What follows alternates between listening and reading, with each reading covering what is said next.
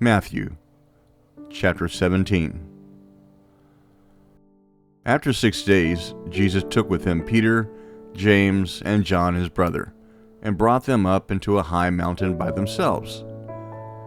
He was changed before them. His face shone like the sun, and his garments became as white as the light. Behold, Moses and Elijah appeared to them talking with him. Peter answered and said to Jesus, "Lord, it is good for us to be here. If you want, let's make 3 tents here, one for you, one for Moses, and one for Elijah." And while he was still speaking, behold, a bright cloud overshadowed them. Behold, a voice came out of the cloud saying, "This is my beloved Son, in whom I am well pleased. Listen to him." And when the disciples heard it, they fell on their faces and were very afraid.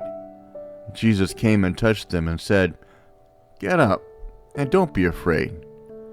Lifting up their eyes, they saw no one except Jesus alone.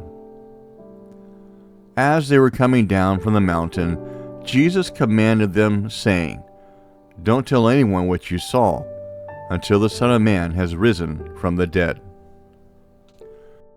His disciples asked him, saying, "Then why do the scribes say that Elijah must come first?" Jesus answered them, "Elijah indeed comes first and will restore all things.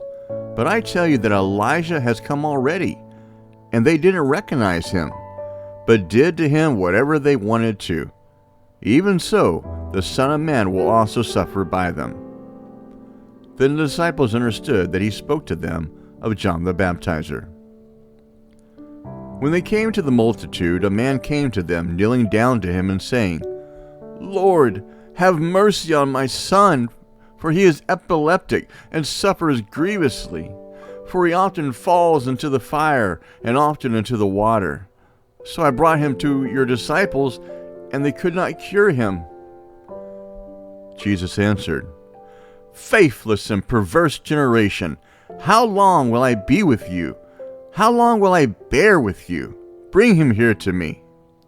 Jesus rebuked the demon, and it went out of him, and the boy was cured from that hour. Then the disciples came to Jesus privately and said, "Why weren't we able to cast it out?" He said to them, "Because of your unbelief. For most certainly I tell you, if you have faith as a grain of mustard seed, you will tell this mountain, 'Move from here to there,' and it will move, and nothing will be impossible for you. But this kind doesn't go out except by prayer and fasting." While they were staying in Galilee, Jesus said to them, "The Son of Man is about to be delivered up into the hands of men, and they will kill him, and the 3rd day he will be raised up." They were exceedingly sorry. When they had come to Capernaum, those who collected the didrachma coins came to Peter and said, "Doesn't your teacher pay the didrachma?" He said, "Yes." When he came into the house, Jesus anticipated him, saying, "What do you think, Simon? From who do the kings of the earth receive toll or tribute? From their children or from strangers?"